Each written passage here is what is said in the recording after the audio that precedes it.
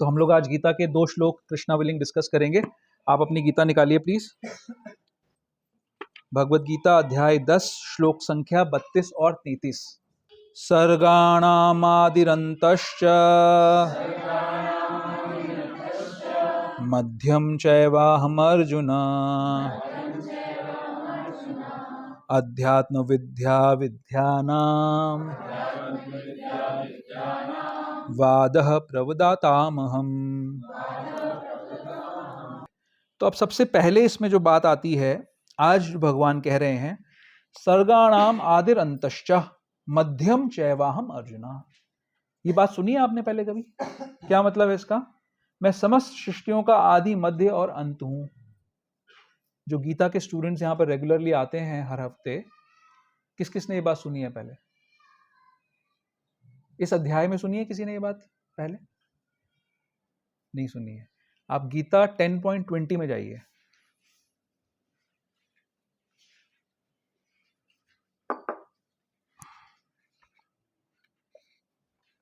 क्या कह रहे हैं 10.20 में भगवान?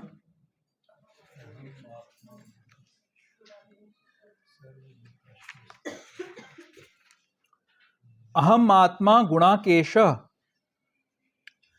सर्वभूताशयस्थितः अहम आदिश्च मध्यम च। क्या मतलब है इसका? मैं ही समस्त जीवों का आदि मध्य तथा अंत हूं। तो भगवान भूल गए क्या कि पहले तो बोला था अभी दो कितने श्लोक पहले, 11 श्लोक पहले ये बात बोली है। दोबारा रिपीटेशन कर रहे हैं भगवान। एक इंटेलिजेंस का एक साइन ये होता है कि इंटेलिजेंट व्यक्ति अपनी बात को कभी रिपीट नहीं करता है।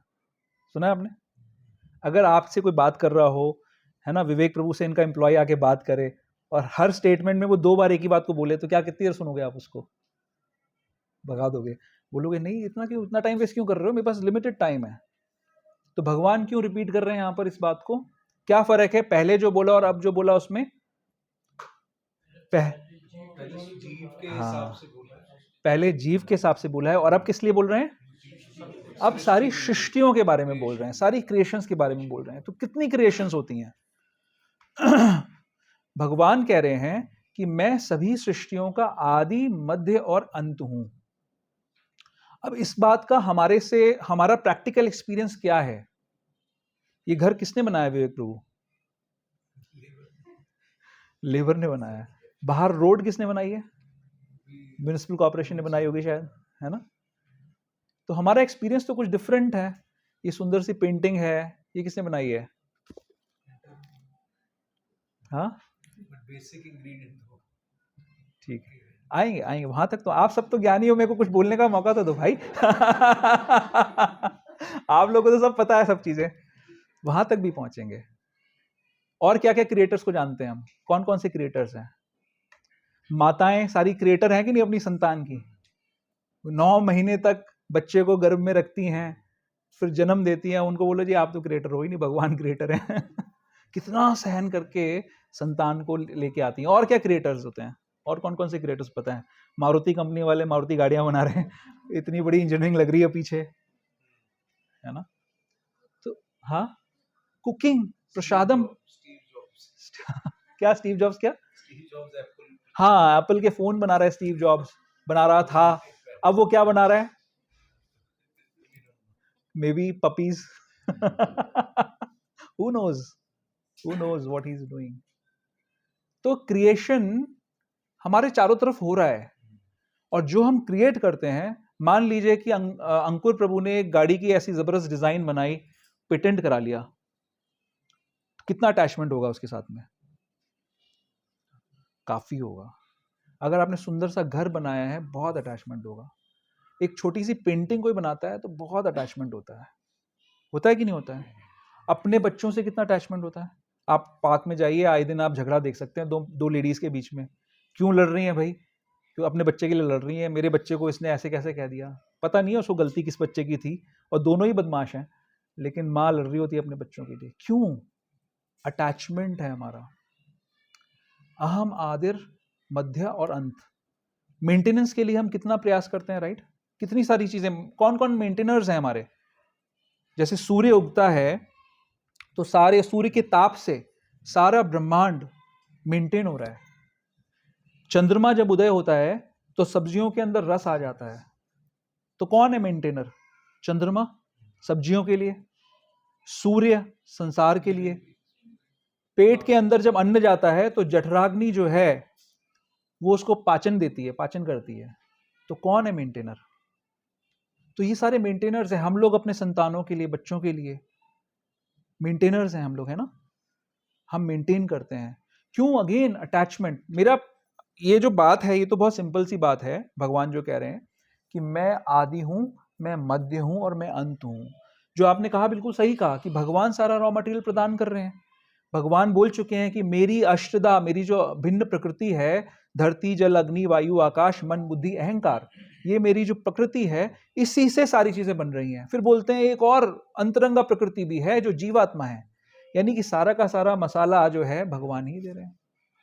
तो भगवान ही पहले थे, जब ये तत्व उदय नहीं हुए थे, भगवान ही उनको उदय करते हैं। प्राइमरी क्रिएशन भगवान ही करते हैं। भगवान के जो इसमें प्रभुपाद जी जो बता रहे हैं कि कारणोदकशाही विष्णु जो है कारण सागर में जो विराजमान है, जब वो श्वास छोड़ते हैं तो उनके रोम कूपों से अनंत कोटि ब्रह्मांड निकल आते हैं। तब तक तो कुछ और नहीं होता है। तो प्राइमरी क्रिएशन करने वाले तो स्वयं भगवान ही हैं, वही क्रिएट करते हैं। और जैसे ही वो श्वास को अंदर ले लेते हैं, सारे के सारे ब्रह्मांड अंदर चले जाते हैं, यानी क्या हो जाता है? अंत हो जाता है। और इन दोनों के बीच में जो सारा का सारा कार्यक्रम होता है वो कौन कर रहे हैं? वो क्षीरोदकशाही विष्णु, गर्भोदकशाही विष्णु हर ब्रह्मांड में प्रवेश करते हैं और उनके नाभि कमल से ब्रह्मा निकलते हैं। और ब्रह्मा जी फिर जो गौड़ प्रकृति, जो प्रभुपाद जी इसमें तात्पर्य में लिखते हैं, गौड़ प्रकृति करते हैं, सेकेंडरी क्रिएशन करते हैं। फिर क्षीरोदकशाही विष्णु, जो गर्भोदकशाही विष्णु का एक्सपेंशन होते हैं, हर एटम में जाकर, हर मॉलिक्यूल के अंदर जाकर वो उसको आश्रय देते हैं, तब उसके अंदर जीवन आता है, हर चीज के अंदर। तो मेंटेन कौन करते हैं? स्वयं विष्णु करते हैं। तो सारा कुछ स्टार्टिंग से लेकर अंत तक क्रिएशन किया विष्णु ने, मेंटेन किया विष्णु ने, और अंत भी कर दिया विष्णु ने। लेकिन इस सारे कार्यक्रम के बीच में हमारे जैसे छोटे छोटे क्रिएटर्स, हमारे जैसे छोटे छोटे मेंटेनर्स अपना बहुत बड़ा एक सपनों का महल खड़ा कर कर उसके पीछे लगे रहते हैं, राइट। उसके पीछे अपनी एनर्जी को लगा देते हैं, है ना। डिस्ट्रक्शन, क्या क्या क्या कारण हम समझते हैं डिस्ट्रक्शन के? बहुत ज़्यादा तेज गर्मी पड़ रही है, धूप पड़ रही है, आपकी प्लास्टिक की अगर चेयर बाहर पड़ी है तो वो धूप खराब कर देगी उसको, डिस्ट्रॉयर है ना धूप। ऐसे बहुत सारे डिस्ट्रक्टर्स भी हैं जो डिस्ट्रॉय करते हैं। शास्त्र बोलता है कि 4 प्रकार की प्रलय होती हैं। किसी को पता है 4 प्रकार की प्रलय कौन सी होती हैं? भागवतम के 12वें स्कंद के अंदर, 4थे अध्याय के अंदर प्रलय का डिस्क्रिप्शन है। 12वां जो स्कंद है भागवतम का इतना स्पेशल है, उसके अंदर ऐसी ऐसी चीजें, 11वां और 12वां बहुत स्पेशल है। बहुत सारी ऐसी चीजें हैं जो आप सीखोगे, जानोगे तो आपको कौतूहल हो जाएगा, बहुत आश्चर्य होगा कि ये सब चीजें हैं। तो 12वें स्कंद के 4थे अध्याय के अंदर भगवान प्रलय का वर्णन कर रहे हैं कि कैसी कैसी प्रलय होती है। तो 4 प्रकार की प्रलय होती हैं। तो हमने काल की गणना को समझा था, राइट। एक बार किसी को याद है ब्रह्मा जी की आयु कितनी होती है? 311 ट्रिलियन 40 बिलियन ईयर्स की ब्रह्मा जी की आयु होती है। एक दिन उनका कितना बड़ा होता है? हाँ, 4 युग 1000 बार घूम जाए तब, यानी 12 घंटे का ब्रह्मा जी का जो दिन होता है उसमें 4 युग, चतुर्युगी 43,20,000 साल इंटू 1000, यानी 432 करोड़ साल के उनके 12 घंटे होते हैं। और इतनी ही लंबी उनकी रात्रि होती है। तो जब ये दिन खत्म होता है ब्रह्मा जी का, 12 घंटे खत्म होते हैं, तो एक प्रलय आती है जिसको कहते हैं नैमित्तिक प्रलय। ठीक है। ब्रह्मा जी की आयु क्या चल रही है अभी, किसी को याद है? हमने डिस्कस किया था 51वें साल के पहले दिन की अर्ध, जो पहले दिन की 28वीं चतुर्युगी चल रही है ना। पहले दिन की 28वीं चतुर्युगी चल रही है अभी ब्रह्मा जी की, यानी उनकी आधी आयु पूरी हुई है, यानी मिडिल एज्ड हैं ब्रह्मा जी। जैसे दिखाते हैं कि बहुत लंबी चौड़ी दाढ़ी है, ऐसा नहीं है, मतलब यंग व्यक्ति हैं, है ना, सुंदर व्यक्ति हैं ब्रह्मा जी भी। तो वो मिडिल एज मैन है। और जब उनकी पूरी आयु हो जाएगी, जब ये 50 और उनके वर्ष बीत जाएंगे, तब जाके जो प्रलय होगी उसको कहते हैं, उस समय क्या होगा, सारे जो तत्व हैं, जो ब्रह्मांड है, ब्रह्मांड यानी ब्रह्मा जी जो उसमें अंड में विराजमान है, वो सारा का सारा खत्म हो जाएगा। उसको कहते हैं प्राकृतिक प्रलय। एक और प्रलय होती है जो हम हर क्षण महसूस कर रहे हैं, जिसको कहते हैं नित्य प्रलय। समय काल हर क्षण हमारी आयु को क्षीण कर रहा है।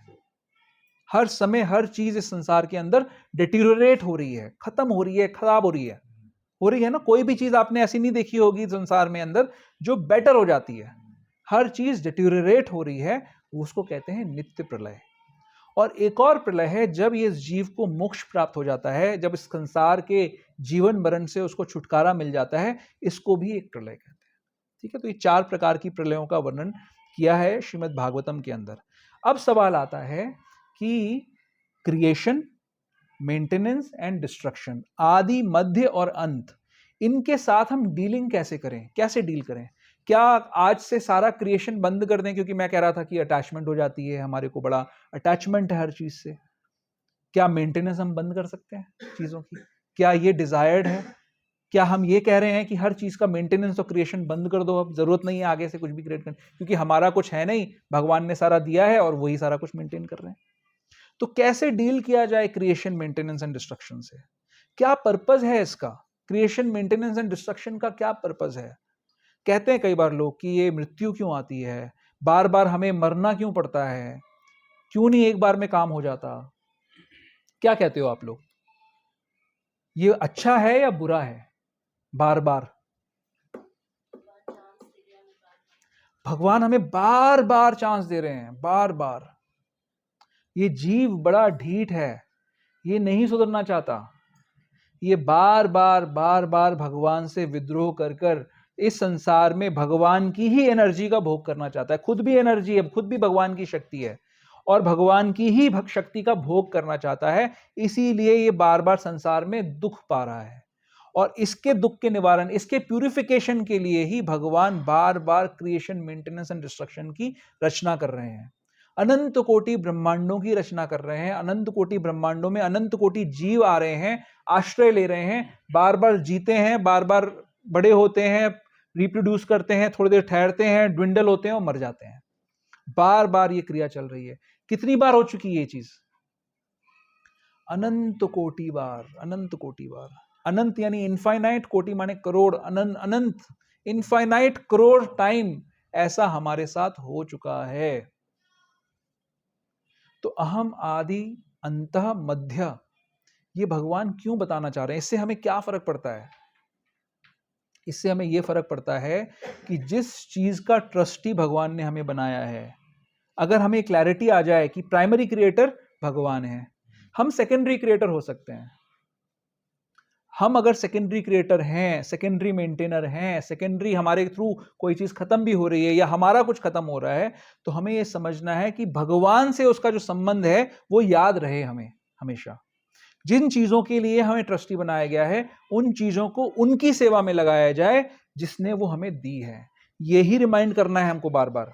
नहीं तो क्या होता है, आप, मैं जानता हूं कई सारे लोगों को, कई सारे लोग हैं वो वर्कोहॉलिक होते हैं। उनको काम, उन्होंने जीवन भर बड़ा काम किया, ठीक, रिटायरमेंट हो गई, उसके बाद बिजनेस से या सर्विस से रिटायरमेंट हो गई।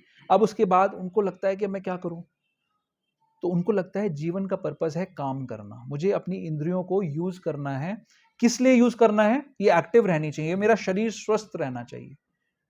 लेकिन क्या होगा, एक दिन इंद्रियां काम करना बंद कर देंगी। जो रिसोर्स आपको मिला है वो एक दिन आपके पास से छीन लिया जाएगा। वो लोग जीवन में नहीं समझते कि ये जो रिसोर्स मुझे दिया गया था उसका पर्पस क्या था। इसी बात से लिंक कर कर हम इसका अगली जो लाइन है उसको समझने का प्रयास करेंगे, ठीक है।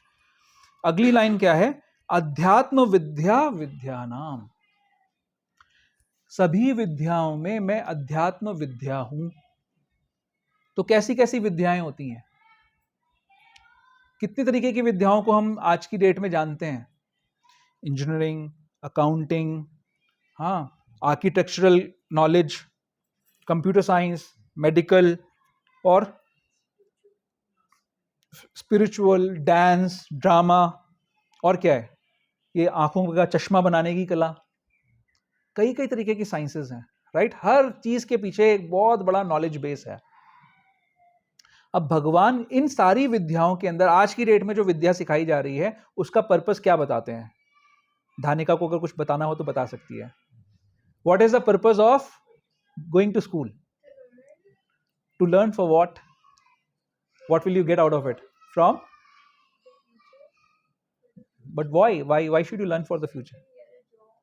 So that you can get a job. Finally, thank you. What else? Why do you want a job? So that you can earn money. Okay. What else? Have a house. Support yourself. Then do what? You already have a house. Dhanika has a beautiful house. I am not making a case for you to not to go to school. Okay. Okay. हाँ, और कुछ बोलना है? आप क्या बोलते हो? क्या पर्पस है स्कूल जाने का? पढ़ाई करना, वो तो इसने भी बोला. और पढ़ाई से क्या होगा? बड़े होके बनेंगे कुछ. आपका क्या नाम है बेटा? शिप्रा. शुभदा. शुभधा. शुभधा. ओके. शुभदा का क्या पर्पस है स्कूल जाने का? नई चीजों को एक्सप्लोर करना. Okay, good. शची का क्या पर्पस है? हाँ, नॉलेज गेन करना. तो अगर आप लोग डबल क्लिक करोगे फिर डबल क्लिक करोगे ना, तो अल्टीमेटली यही निकलेगा जो धनिका ने पूरा बताया कि जॉब करना, पैसे कमाना, अपने आप को मेंटेन करना, घर बनाना. गलत कह रहा हूं मैं? नहीं कह रहा हूं ना गलत? तो नॉलेज का पर्पस आज की डेट में जितनी सारी जो नॉलेजेस हैं उन सब का पर्पस आज की डेट में क्या हो गया है? सिर्फ अपना सेंस ग्रेटिफिकेशन करना, है ना? क्यों ऐसा बताते हैं? साइंस क्यों बोलती है? क्योंकि वो बोलते हैं उनकी अंडरस्टैंडिंग जो है वो ये है कि भाई ये शरीर आपको मिला है, this is a once in a lifetime, I don't know, once in a time opportunity. एक बार ये जिंदगी आपको मिली है और इसको एंजॉय कर लो. ओके. तो जो लोग अब यहां पर बैठे हुए 45 के ऊपर जा चुके हैं, 45 ईयर्स के ऊपर जा चुके हैं, उनके सेंसेस क्या उतने सशक्त हैं जो आज से 20 साल पहले थे? क्या आप उतना खाना खा सकते हो जो 20 साल पहले खा सकते थे? क्या आप उतनी तेजी से भाग सकते हो, डांस कर सकते हो जो उससे पहले कर सकते थे 20 साल पहले? कर सकता है? कौन है? हाथ खड़ा करो. मैं आपसे पूछूंगा आप कौन सी चक्की का आटा खाते हो? हाँ, मुश्किल है, नहीं कर सकते. और अभी तो शुरुआत है.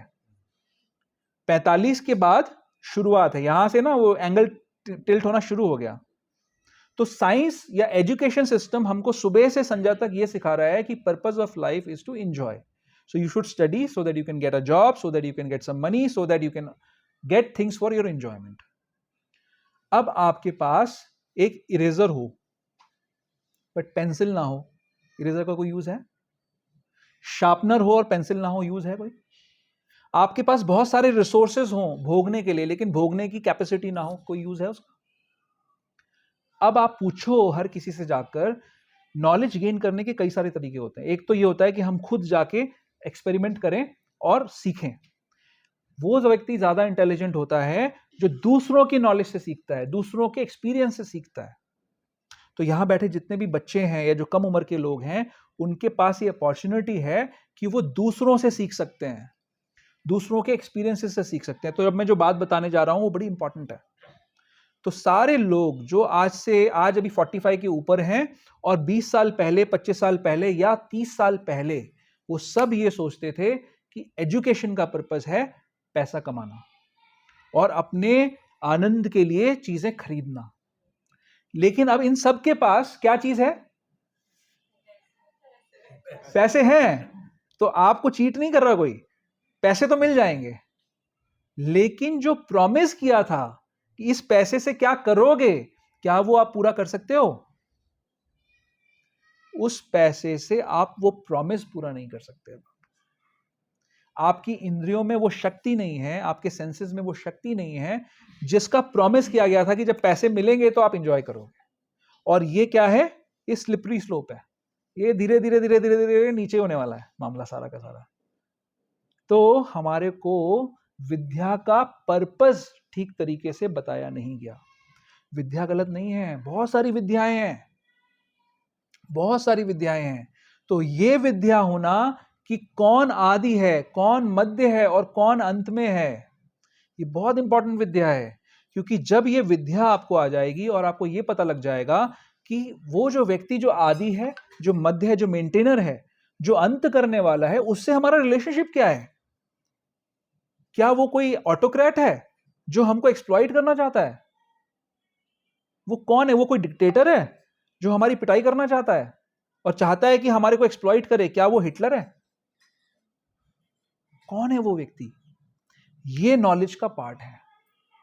बहुत सारी नॉलेजेस बहुत कुछ सिखा रही हैं। कोई बोल रहा है जी जो सारे हमारी जो सारी उत्पत्ति हुई है वो एक छोटे से अमीबा से हुई है। मैंने एक थियरी ये भी पढ़ी थी जहां पे वो बोलते हैं जी घोड़ों से आए हैं हम। डार्विन वाला बंदर तो है ही, एक बंदर वाली कैटेगरी तो है ही, है ना। तो आप चूज कर लो कि आपको घोड़ों की तरह बिहेव करना है, गधों की तरह करना है, इंसानों की तरह करना है, बंदरों की तरह करना है। ये नॉलेज इस लेवल तक जा सकती है। जो नॉलेज के नाम पे बिकता है, चलता है, वो कितना भी घटिया हो सकता है। लेकिन कोई ये नहीं बता रहा कि हमारा जो भगवान है वो कितना सुंदर है, त्रिभंग ललितम, सुंदर है। हमको सबको सुंदर बनना है ना। कितनी बड़ी मल्टी बिलियन डॉलर इंडस्ट्री है कॉस्मेटिक्स की। क्यों चल रही है भैया कॉस्मेटिक की इंडस्ट्री? सबको सुंदर बनना है। लेकिन अगर आपको बता दिया जाए कि जहां से आप सोर्स हुए हो, हर कोई बोलता है ना जी हमारे अंदर तो ये क्या बोलते हैं उसको, जेनेटिक बोलते, क्या बोलते हैं, हेरिडिटरी, हेरिडिटरी, है ना। हेरिडिटरी, कोई लोग बोलते हैं जी मेरे माता पिता दोनों डॉक्टर हैं, तो लोग सोचते हैं हाँ हेरिडिटरी इंटेलिजेंस तो आ ही जाएगी, ये तो डॉक्टर तो बन ही जाएगा कम से कम। तो अगर हमको पता लगे कि हेरिडिटरी हमारे भगवान जो हैं वो सबसे सुंदर हैं, सर्वाकर्षक हैं, तो हम सबके अंदर नेचुरली ब्यूटी आ जाएगी कि नहीं आ जाएगी? उस संबंध को समझने से भगवान की सारी ऑपुलेंसेस हमारे अंदर आ जाएंगी। सबसे सुंदरता, सबसे ज्यादा बल, है ना, सबसे ज्यादा इंटेलिजेंट, सबसे ज्यादा वेल्थ, सबसे ज्यादा फेम, सबसे ज्यादा रिनंसिएशन, सब हमारे अंदर है। ये क्वालिटीज भगवान के पास से आई है, हेरिडिटरी है। लेकिन कोई बता ही नहीं रहा ये चीज। क्या बता रहे हैं? स्कूल में जाओ, पढ़ाई करो, ताकि क्या मिलेगा? जॉब मिल जाएगी। कमाल है।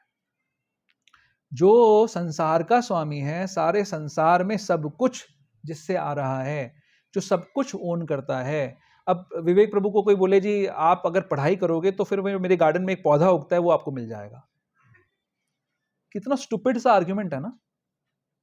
अगर हमारे साथ यही किया जा रहा है, हम सबके साथ यही किया जा रहा है कि हमारा सबको ये प्रॉमिस दिया जा रहा है कि अगर आप पढ़ाई करके डिग्री ले लोगे तो आपको 50,000 रुपए महीने की सैलरी मिल जाएगी।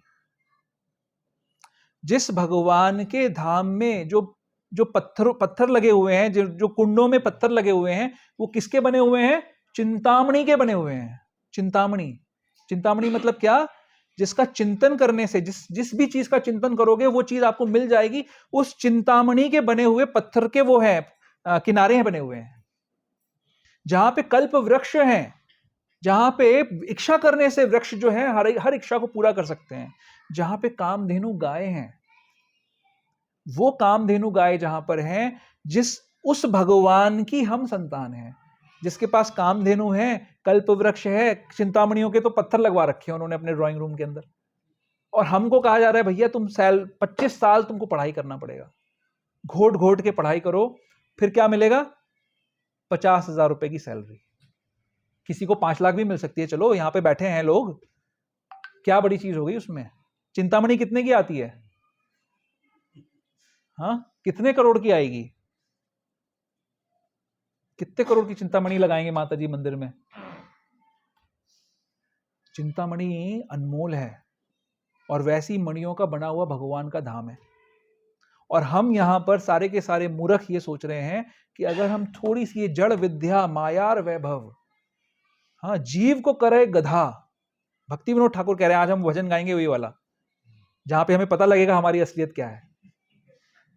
जीव को करे गधा, जो माया है उसकी चकाचौंध वाली जो विद्या है, ये जीव को गधा बना देती है। क्यों गधा बन जाते हैं हम? क्या गधा क्या काम करता है बताओ? क्या है गधा का काम?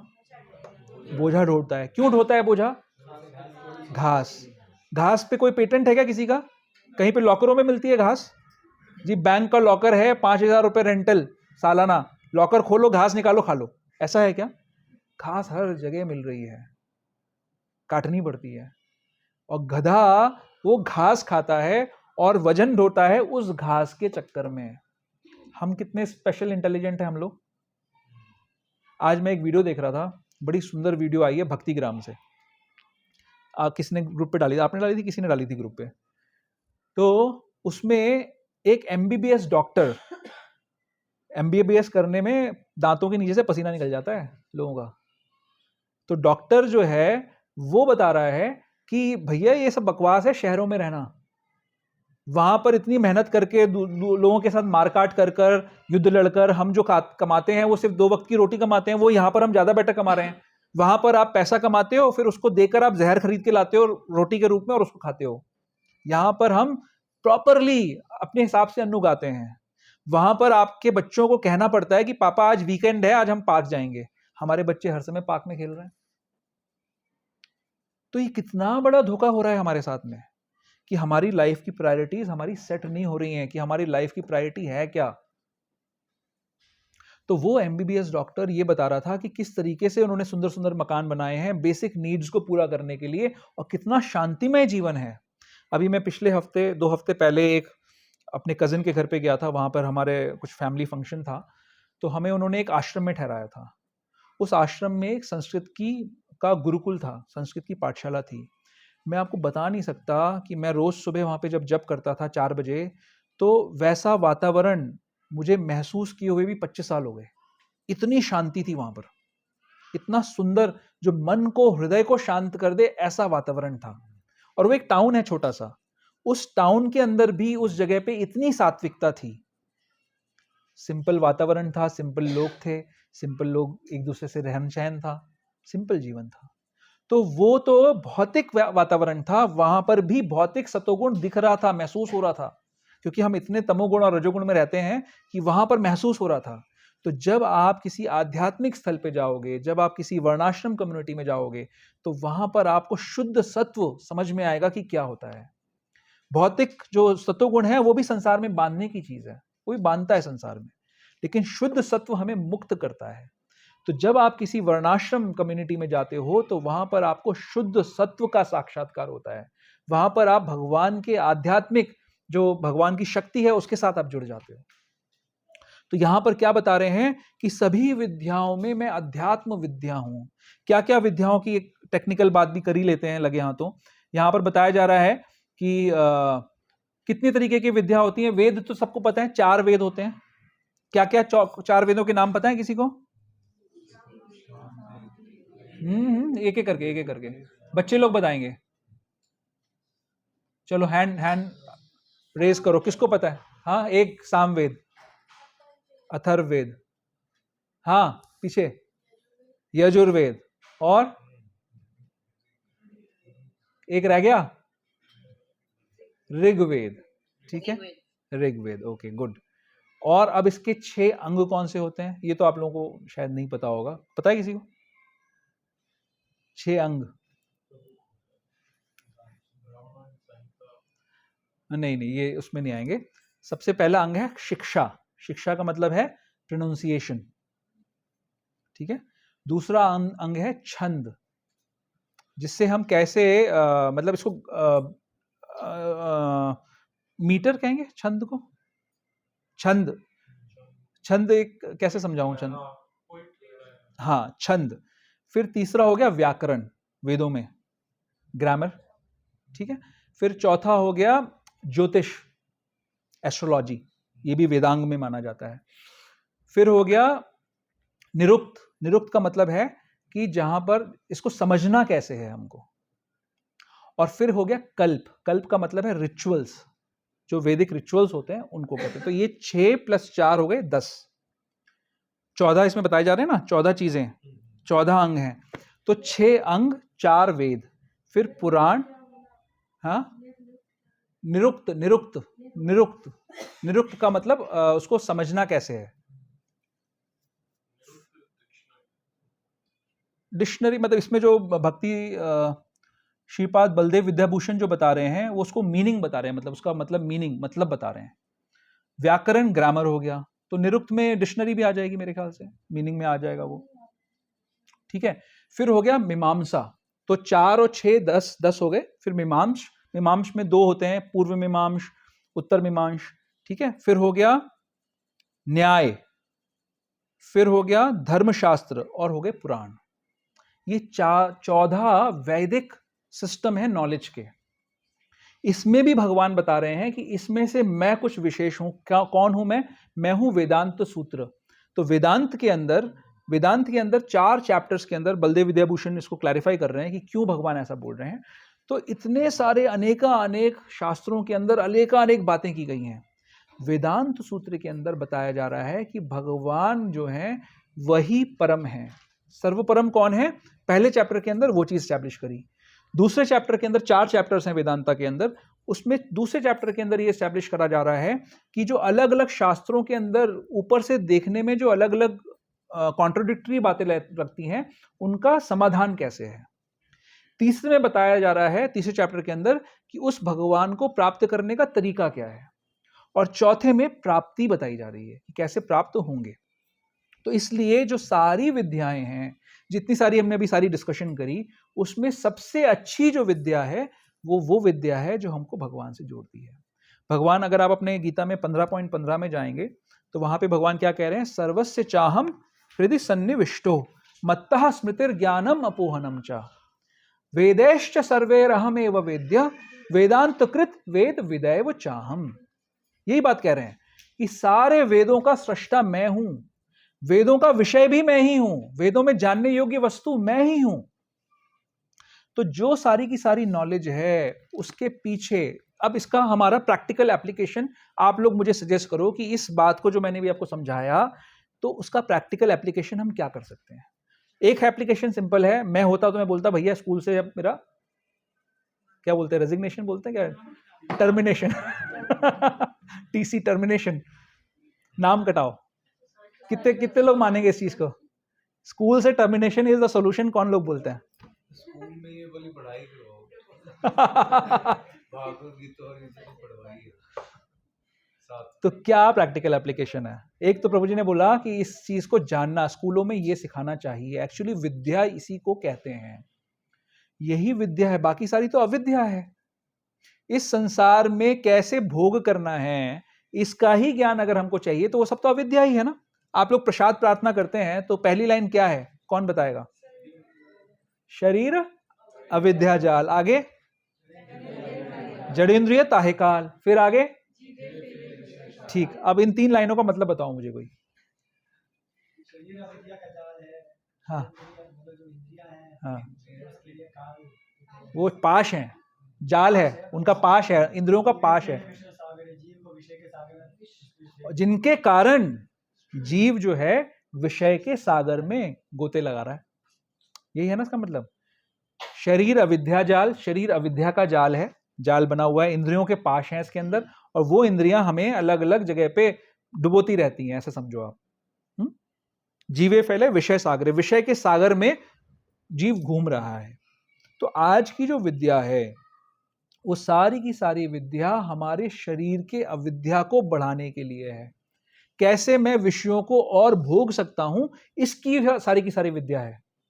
लेकिन अगर आप देखेंगे ध्यान से तो जो पशु योनियां हैं, 84 लाख योनियों में से 80 लाख पशु योनियां हैं, उनमें किसी को कोई सर्टिफिकेट एजुकेशन नहीं देनी पड़ती कि कैसे आपको भोग करना है।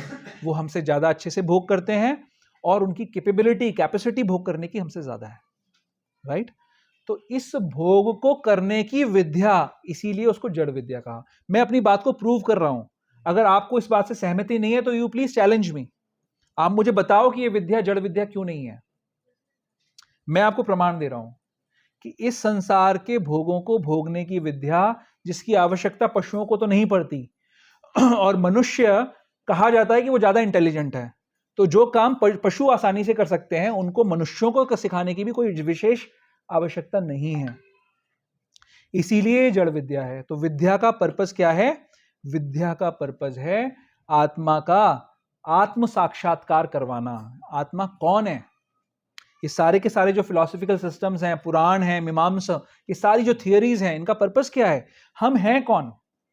और फिर हमारी पहचान के साथ आ जाएगी भगवान की पहचान, कि हम भगवान के अंश हैं। तो जब भगवान की पहचान आ जाएगी तो आ जाएगा संबंध का ज्ञान, कि हमारा और भगवान के बीच में संबंध क्या है। क्या वो डिक्टेटर और एक्सप्लॉइटेड का संबंध है, या वो एक प्रेमी और प्रेमिका का संबंध है, या वो ये माता या पिता का संबंध है, क्या या दो मित्रों का संबंध है, क्या वो स्वामी और दास का संबंध है। ये संबंध का ज्ञान हमें आ जाएगा। उस संबंध में हमें क्या कार्य करना है, कैसे किसी संबंध, हर संबंध में कुछ ना कुछ कार्य होता है, तो क्या कार्य करना है और उस कार्य को करने का प्रयोजन क्या है। तो संबंध, अभिधेय और प्रयोजन, ये जो ज्ञान है ये सर्वोपरि ज्ञान है, टॉप मोस्ट नॉलेज है। और इस नॉलेज को प्राप्त करना, यानी स्टार्टिंग हमने कैसे करी थी आज की डिस्कशन की, कि भगवान क्रिएटर है, मेंटेनर है और डिस्ट्रॉयर है। इस बात का पर्पस ही क्या है, इसको समझें क्यों हम इस बात को। तो ये जो दिव्य ज्ञान है ये हमें समझना है कि भगवान क्योंकि सब कुछ है, क्रिएटर भी है, हमारा मेंटेनर भी है। आप सोचिए कि कोई अगर छोटा सा हमारा, अगर आपको किसी को कहीं से पार्सल भिजवाना है तो उसके लिए आपको पैसे देने पड़ते हैं, राइट। कहीं से अगर आपको दूध मंगवाना है तो उसके लिए आपको पैसे देने पड़ते हैं। आपके शरीर के लिए, आपकी एग्जिस्टेंस के लिए जो चीजें जरूरी हैं उसके लिए भी आपको प्राइस पे करना पड़ता है। लेकिन भगवान ही ऐसी एक एंटिटी है जो बिना किसी प्राइस के आपको मेंटेन किए चले आ रहे हैं, अनंत कोटि समय से आपको मेंटेन किए चले आ रहे हैं, आपको बार बार शरीर दे रहे हैं, आपको बार बार मेंटेन कर रहे हैं, फिर आपको रीसेट अपॉर्चुनिटी भी दे रहे हैं, रीसेट बटन भी दे रहे हैं। और जब ये शरीर की इंद्रियां खराब हो जाती हैं तब हमको नया शरीर भी दे देते हैं। लोग तो दुखी हो रहे होते हैं, वो अटैच हो जाते हैं पुराने शरीरों में। लेकिन अगर इंटेलिजेंटली सोचें तो ये शरीर बेकार हो जाते हैं। जैसे संसार का हर एपरेटस बेकार हो जाता है, वैसे शरीर भी बेकार हो जाते हैं। तो भगवान हमको दोबारा शरीर भी दे देते हैं अगर हमने अपना काम पूरा नहीं किया तो। इतने दयालु भगवान है। इसीलिए अर्जुन को कहा उन्होंने कि तुम मूर्ख हो, ये शरीर तो बेकार हो गए, बूढ़े हो गए हैं, जर्जर हो गए हैं, शरीर किसी काम के नहीं रहे, इनको तो खत्म होना ही होना है। तो भगवान इतने दयालु हैं, इसीलिए हमको ये समझना है। ठीक है, अभी हमने दूसरी चीज डिस्कस करी, आगे चलते हैं। अध्यात्म विद्या, विद्या नाम हमने डिस्कस किया। वादः प्रवदतामहम। आप देखिए जितने भी बुद्धिजीव हैं आज की डेट में, अगर आप किसी के घर पे चले जाइए, मैं तो कई सारे हमारे रिश्तेदार ऐसे हैं, उनके घर पे चले जाइए आप, और सुबह से संध्या तक वो दुनिया की हर बात पे डिबेट कर रहे होते हैं। आपने कहा दिन है तो कहेंगे वो रात है, वो प्रूफ भी कर देंगे, आप मान भी जाओगे, हाँ रात है भैया, हो सकता होगा, मेरे को गलत समझ में आया। हाँ, हमारे यहाँ कई सारे हैं ऐसे बुद्धिजीवी, हर तरफ ऐसे मिलते हैं। वो आप न्यूज चैनल्स पे देख लो, है ना, बैठे होते हैं दो चार नमूने, किसी एक टॉपिक, आप उनके बीच में एक चुहिया छोड़ दो और देखो फिर कितना जबरदस्त वो मारपीट पे उतर आएंगे, है ना। तो वाद, इसमें जो बात बता रहे हैं, भगवान हर चीज में सर्वश्रेष्ठ हैं। तो डिबेट जो होती है, स्कूल्स में सिखाते हैं ना आजकल डिबेट, मॉक यूनाइटेड नेशंस, है ना, MUN, हाँ, क्या सिखाते हैं, कैसे, क्या क्या, क्या बताया आपको कैसे उसको करना है। Who is successful in that?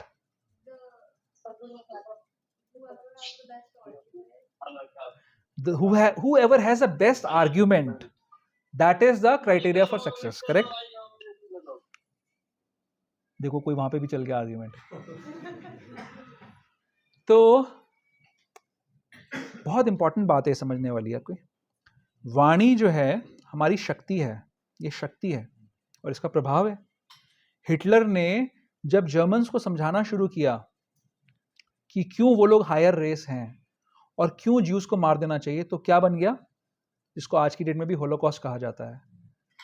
लाखों करोड़ों लोग मारे गए, है ना, वर्ल्ड वॉर 2 हो गया। तो वाणी में बड़ी शक्ति है, डिबेट में भी बड़ी शक्ति है, लेकिन अगर वो मिसगाइडेड है तो it can create havoc in society. वो संसार के अंदर विध्वंस क्रिएट कर सकती है। आप जब भागवतम पढ़ेंगे तो उसमें हिरण्यकशिपु के भी कई सारे डायलॉग्स आते हैं। बड़ा ज्ञानी था वो भी। कंस की बात सुनेंगे, कंस को शिक्षा दे रहा था, कंस भी शिक्षा दे रहा था, स्पिरिचुअल नॉलेज थी उसके पास, लेकिन एप्लीकेशन नहीं पता था उसको। इन सबको किसी को भी एप्लीकेशन नहीं पता। तो डिबेट्स का भी एक पर्पस होता है। तो इसमें 3 प्रकार की डिबेट्स बताई गई हैं। जैसे चैतन्य महाप्रभु जब अपनी यौन लीला में थे, जिस समय वो यंग वाली लीला कर रहे थे, एक पंडित की लीला कर रहे थे, तो उस समय जब गदाधर पंडित उनके सामने से आते थे, अगर दूर से देख लेते थे ना कि चैतन्य महाप्रभु आ रहे, तो रास्ता बदल देते थे अपना। क्यों रास्ता बदल देते थे? क्योंकि चैतन्य महाप्रभु की आदत थी कि वो जिसको भी आएंगे उसको पहले उसके साथ बोलेंगे, कोई बात शुरू करेंगे, डिस्कशन शुरू करेंगे, डिबेट शुरू करेंगे, और फिर उसको सामने वाले को हरा देंगे। जैसे आपने बोला कि भगवत तत्व जो है वो जीव तत्व से अलग है, भगवान अलग है और जीव अलग है। अब सामने वाले ने नहीं बोला, नहीं नहीं, दोनों के अंदर समानताएं भी हैं। तो भगवान चैतन्य महाप्रभु क्या करेंगे कि समझा देंगे सामने वाले को कि नहीं, वो बिल्कुल ही अलग है, फिर आप मान जाओगे। अब चैतन्य महाप्रभु बोल रहे हैं तो क्या करोगे, मानना पड़ेगा। जब आपने मान लिया उसके बाद बोलेंगे नहीं तुम गलत हो। जीव और भगवान बिल्कुल ऐसा नहीं है कि बिल्कुल अलग है, उनके अंदर कुछ समानता भी है। फिर 15 मिनट डिबेट होगी उस पे, फिर आप मान जाओगे हाँ ये बात तो सही है, ये बात तो सही है। फिर बोलेंगे नहीं तुम गलत हो। ऐसा नहीं है, जीव ही भगवान है। बोले नहीं ऐसा कैसे हो सकता है, आप तो नास्तिक बना रहे हो हमको। फिर वो चैतन्य महाप्रभु समझाएंगे इस चीज को, फिर बोले हाँ बात तो सही है। बात तो सही लग रही है। तो इसको क्या कहते हैं, इसको कहते हैं वितंडा। वितंडा, वितंडा मतलब कि कुछ भी हो जाए आपको सामने वाले को गलत साबित करना है। देखिए आप लोगों ने ऐसे लोग। कोई कुछ भी बोल दे। प्रभु जी बोल रहे मैं खुद भी ऐसा ही हूं। जो बोलोगे। अच्छा ऐसे ही लोग सीईओ बनते हैं। तो जो बोल दे उसको काटना है सामने वाले को। फिर आदमी काटने वाला सोचता है, नहीं काटने वाला ये सोचता है कि अच्छा हाँ मैं भी सोच रहा था ये कैसे सही हुआ। तो इसको कहते हैं वितंडा, बट ये डिस्ट्रक्टिव है, इसका कोई फायदा नहीं होता। एक और होती है जिसको कहते हैं जल्प। जल्प का क्या मतलब है कि आप अपनी बात पे किसी भी तरीके से येन केन प्रकारेण साम दंड भेद कुछ भी कर कर आपको अपनी बात को प्रूव करना है। इसमें भी क्राइटेरिया ये रहता है कि मैं जीत जाऊं, सामने वाले को मुझे हराना है। तो ये भी डिस्ट्रक्टिव है डिस्कशन। वाद इस चीज को कहते हैं, जब हम वाद करते हैं, वाद का मतलब होता है जहां पर हम एक कंक्लूसिव ट्रुथ पे पहुंचना चाहते हैं, जहां पे ट्रुथ, ऑनेस्टी के ऊपर हमारा ध्यान है, जो सत्य है उसकी स्थापना पे हमारा ध्यान है। तो भगवान कह रहे हैं कि अलग अलग तरीकों की डिबेट्स में मैं वाद हूं। तो हम लोग भी अगर आप देखेंगे कि अपना जीवन का बहुत सारा समय फालतू के डिस्कशंस में, डिबेट्स में व्यर्थ करते रहते हैं। अपने जीवन में, अपने दिमाग में हमारी बहुत सारी डिबेट्स चलती रहती हैं, अन्यथा व्यर्थ की डिबेट्स चलती रहती हैं, जिनके कारण हम अपना समय व्यर्थ कर देते हैं, जिनके कारण भगवान पे अपना विश्वास हमारा जम नहीं पाता है। ये बहुत बड़ी एक हमारे जीवन में एक प्रॉब्लम है, जिसकी वजह से हमारी प्रगति हमेशा व्यथित रहती है, आगे बढ़ नहीं पाते हम। इसलिए हमें सावधान रहना है, अन्यथा व्यर्थ का वाद नहीं करना है। भक्ति की शुरुआत किस चीज से होती है? किस चीज से होती है शुरुआत? श्रद्धा से। श्रद्धा। हर चीज आप डिबेट से सॉल्व नहीं कर सकते हो, क्योंकि जो आपके पास पैमाना है, जो आपके पास नापने का जो तरीका है, वो हर चीज पे फिट नहीं होगा। जो सब्जेक्ट मैटर है, जो आप विषय है, वो विषय इतना महान है और इतना कॉम्प्लेक्स है कि आपके सारे पैमाने उस पर फिट हो जाए ऐसा जरूरी नहीं है। अलग अलग चीज अलग अलग जगह पे काम आएगी। तो श्रद्धा जब होगी तो आपके अंदर ये ह्यूमिलिटी होगी कि कोई चीज अगर मुझे समझ में नहीं आ रही तो वो एग्जिस्ट कर सकती है। एक छोटा सा जीव, निकृष्ट जीव, उसकी एरोगेंस देखो आप। वो क्या सोचता है कि जो मेरी परिधि के बाहर है, जो मेरी इंटेलिजेंस के बाहर है, मेरी दृष्टि के बाहर है, वो एग्जिस्ट नहीं कर सकती। उसका सारा ध्यान उस बात की डिबेट पे रहता है, क्योंकि ये मुझे दिख नहीं रहा, क्योंकि ये मुझे समझ नहीं आ रहा, इसलिए एग्जिस्ट नहीं करता। इससे बड़ा मजाक कुछ हो सकता है? एक अदना सा जीव ये सोच रहा है कि उसके दिमाग की फैकल्टीज में जो नहीं आ रहा वो एग्जिस्ट नहीं करता। इससे बड़ा मजाक कुछ नहीं हो सकता। ये मूर्खता की चरम सीमा है। तो श्रद्धा जब आपके हृदय में होती है, तब आप इस बात को स्वीकार करते हो कि कुछ चीजें ऐसी हो सकती हैं जो अभी आपको समझ नहीं आ रही हैं, अभी आपके साक्षात्कार में भी नहीं आ रही हैं, लेकिन फिर भी वो हैं। लेकिन ब्लाइंड फेथ नहीं होना चाहिए, लेकिन क्रिया है, कार्य है, जिसको हम करेंगे तो वो मुझे भी समझ में आ जाएंगे, क्योंकि ये साइंस है अल्टीमेटली। लेकिन अभी मेरा पैमाना छोटा है, अभी मुझे समझ नहीं आ रहा। एक दिन आएगा, अगर मैं उस क्रिया को ठीक से करूंगा तो मुझे वो चीज समझ में आ जाएगी। ये श्रद्धा, ये ह्यूमिलिटी होनी चाहिए। तो इसीलिए डिबेट वाद होना चाहिए, ना तो वो जल्प होना चाहिए, ना वो वितंड होना चाहिए। भौतिक दुनिया में हम बहुत सारे हथकंडे अपनाते हैं, अलग अलग चीजें करते हैं, लेकिन आध्यात्मिक दृष्टि से हमें हर चीज को देखना चाहिए। भौतिक दुनिया में भी जो हम करते हैं उसको अल्टीमेटली हमें अध्यात्म से लिंक करना चाहिए, उसको भगवान की सेवा में यूज करना चाहिए। ठीक है, समय बहुत होता जा रहा है तो मैं आगे बढ़ूंगा अब जल्दी से। तो हमने ये डिस्कस कर लिया 32 नंबर श्लोक में 3 चीजें। फिर है अक्षराणाम अकारो अस्मि। तो भगवान इन विभूतियों में क्या स्थापित कर रहे हैं कि संसार की हर चीज में श्रेष्ठ मैं हूं। सत्य है, सिर्फ भगवान ही एक ऐसे हैं जो इस चीज को कह सकते हैं, लेकिन करना हम सब कुछ चाहते हैं। हम सब भी यही चाहते हैं कि किसी तरीके से हम श्रेष्ठ बन जाएं, हम श्रेष्ठ हो जाएं। हर कोई मेरी सत्ता को माने, हर कोई ये माने कि मैं कितना महान हूं। इस श्लोक पे इससे अच्छा लेक्चर तो कोई दे ही नहीं सकता, इससे अच्छा कीर्तन तो कोई कर ही नहीं सकता, इससे अच्छा घर किसी का नहीं हो सकता, इससे अच्छे बच्चे किसी के नहीं हो सकते। सुना है किसी ने? हर मां के पास पहुंच जाओ आप, और उसका पूरा कन्विक्शन है कि संसार में उसके बच्चे से बढ़िया बच्चा किसी का नहीं है। सही बोल रहा हूं?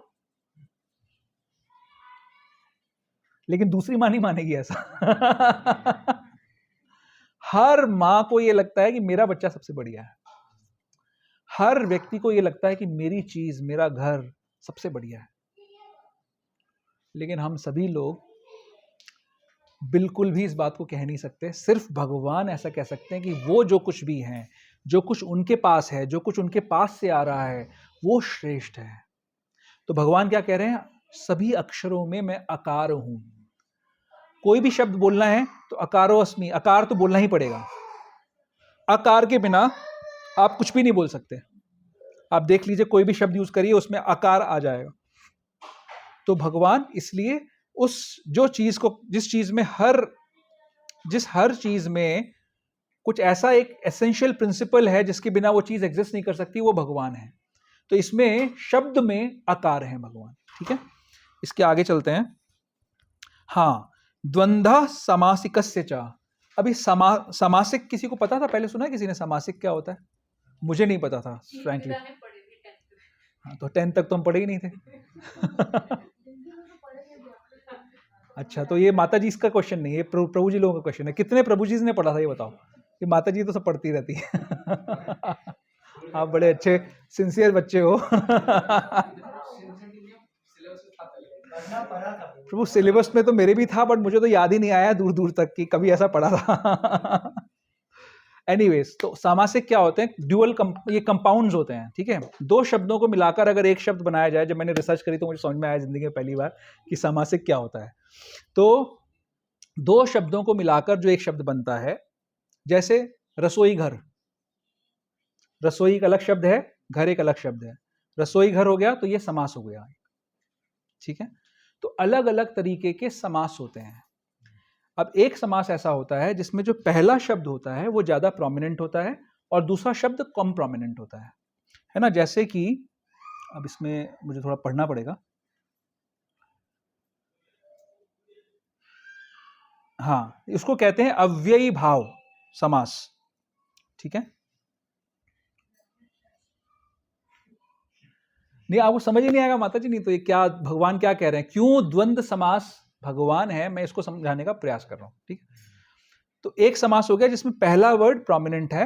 एक समास ऐसा हो गया, जैसे रसोई घर एग्जाम्पल लिया मैंने। ठीक है, रसोई घर का मतलब क्या है? ऐसा घर जहां पे रसोई बनाई जाती है। तो प्रोमिनेंट चीज क्या है? उसमें घर है, रसोई नहीं घर है।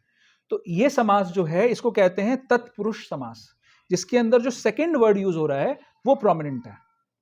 एक समास ऐसा होता है जिसमें कोई भी वर्ड प्रोमिनेंट नहीं है, वो एक तीसरी चीज को इंगित करता है। जैसे मान लीजिए मैंने बोला नीलकंठ। नीलकंठ किसको कहते हैं? लेकिन नील का मतलब नीला और कंठ का मतलब कंठ, बट दोनों ही शब्द इसमें प्रोमिनेंट नहीं है। नीलकंठ किसी और चीज को इंगित कर रहा है।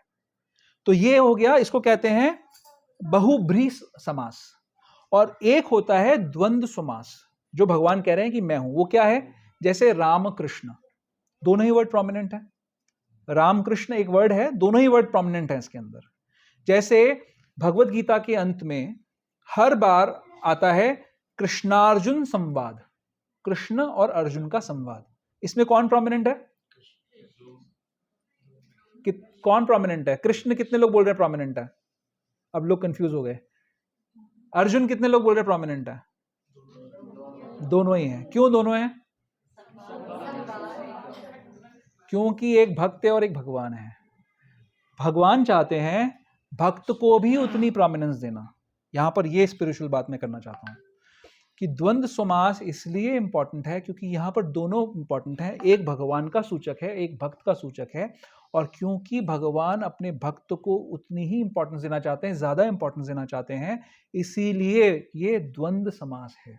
इसीलिए ये दोनों इसमें शब्द प्रोमिनेंट हैं और इसीलिए भगवान का सूचक है। इससे ज्यादा ग्रामर मुझे नहीं आती तो मैं आगे नहीं बता पाऊंगा कुछ। ओके, फिर है हाँ, अहम एवाक्षयः कालो धाताहम विश्वतो मुखा। तो यहां पर भगवान डिस्ट्रक्शन और क्रिएशन की बात कर रहे हैं, सेकेंडरी क्रिएशन और सेकेंडरी डिस्ट्रक्शन की बात कर रहे हैं। हमने ऑलरेडी डिस्कस किया कि 4 प्रकार की प्रलय होती हैं। तो अहम एवाक्षयः कालो, तो सब क्षय करने वालों में अक्षय, जो काल जो है वो हर चीज का नाश कर देता है और स्वयं अक्षय है, हमेशा रहता है, चलता रहता है। तो शिव जी जो हैं वो भगवान का रिप्रेजेंटेशन करते हैं। तो जो ओरिजिनल जो प्रलय आती है वो संकर्षण के मुंह से, अगर आप 12वें स्कंद को पढ़ेंगे 4थे अध्याय को, तो संकर्षण के मुंह से अग्नि निकलती है जिससे सारा संसार ब्रह्मांड ध्वस्त हो जाता है। तो शिव जी कौन है? शिव जी संकर्षण के भक्त हैं। हर समय क्या नाम लेते हैं? राम राम राम, ये नाम लेते रहते हैं, राइट? तो राम नाम जो शिव जी लेते हैं वो संकर्षण भगवान का नाम लेते हैं, उनके भक्त हैं और उन्हीं से शक्ति प्राप्त करते हैं कि वो इस संसार में सेकेंडरी डिस्ट्रक्शन कर सकते हैं। इस संसार को जो ध्वंस करने का कार्य करते हैं वो स्वयं शिव जी करते हैं। और शिव जी कौन है? ब्रह्म संहिता का श्लोक याद है किसी को? श्रीरम, हाँ क्या है माता जी? श्रीरम यथा दधि विकार विशेष योगात संजायतम संजायते न तथा समुपैति कुर्याद। हाँ, कौन बोल रहा है? हाँ माता जी बताइए, रेणुका माता। हाँ, पृथगस्त नहीं, वो तो 3rd लाइन है ना। एक सेकेंड।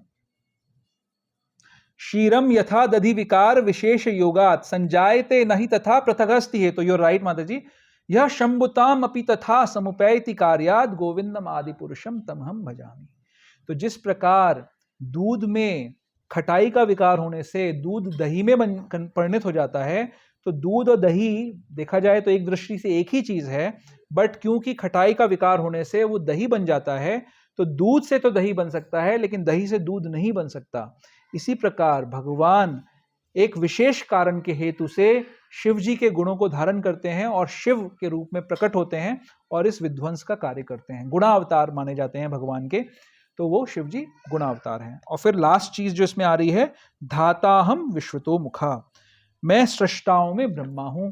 तो जो सेकेंडरी प्राइमरी क्रिएशन हमने ऑलरेडी पढ़ लिया कि भगवान करते हैं, सेकेंडरी क्रिएशन भी ब्रह्मा जी करते हैं। चतुर्मुख ब्रह्मा है, चारों तरफ से हर जीव पे ध्यान रखते हैं, उनकी जरूरतों को पूरा करते हैं और भगवान के अंश हैं। कई बार भगवान, अगर कोई प्रॉपर जीव ब्रह्मा जी की स्थिति को प्राप्त करने के लिए तैयार नहीं होता तो भगवान ही ब्रह्मा जी की पोजीशन भी ले लेते हैं। तो इसी के साथ मैं वाणी को विराम करता हूं। अगर किसी का कोई क्वेश्चन है, कोई डाउट है, कोई कमेंट है तो प्लीज आप बोल सकते हैं।